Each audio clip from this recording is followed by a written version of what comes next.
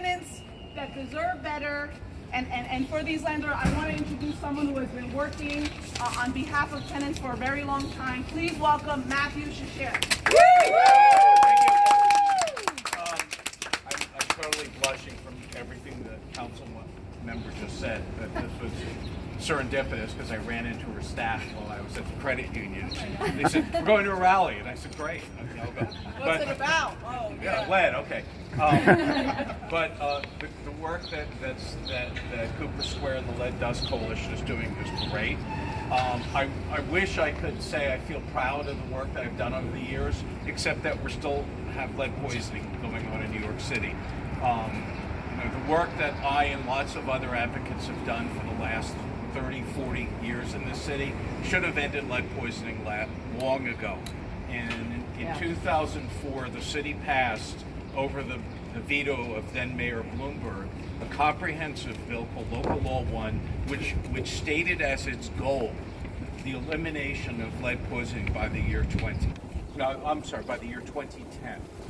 So this should have ended, and it hasn't. And unfortunately, this is what I've seen over my career, is every 5 or 10 years when the things don't work, then they issue another report and say we're going to end it in another 10 years.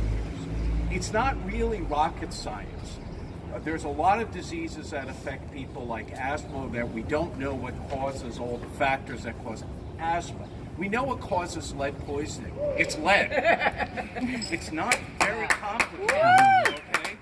And as a result of our litigation against the city in the 90s, the city was one of the first jurisdictions in the country to enact very strict safety protocols for doing construction work so that people are not poisoned. That's not new either. Those have been around for 25 years.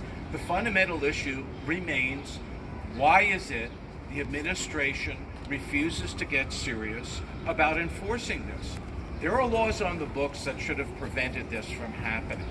And unfortunately, the administration, just like the prior administration and the one before, do not seem to be interested in, frankly, pardon my French, pissing off landlords by coming down on them when they do this kind of illegal construction work and end up causing environmental hazards that can poison young children permanently.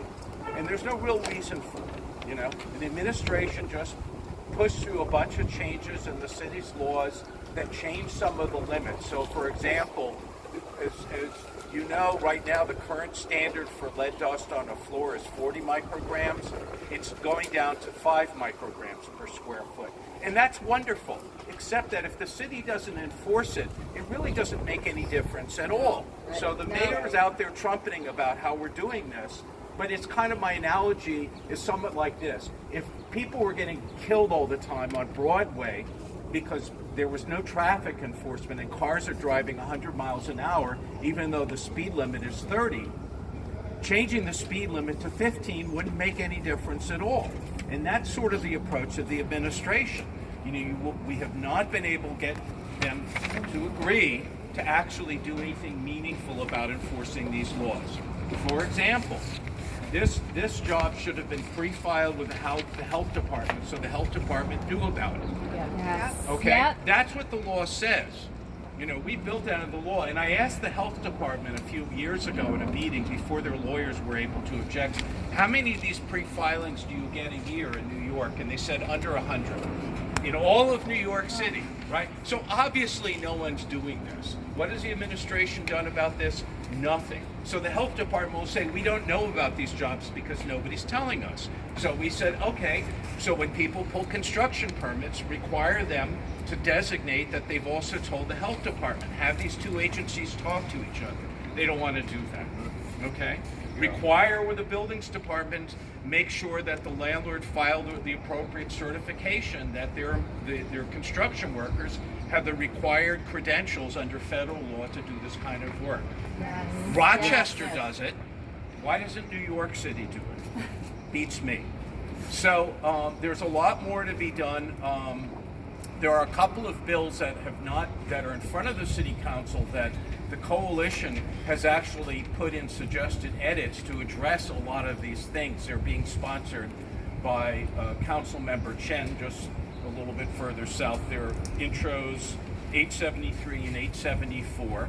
And I would urge folks to get in touch with the speaker and with council members Chin and suggest that these bills be moved with these suggested edits we put in. Thank you. Yeah.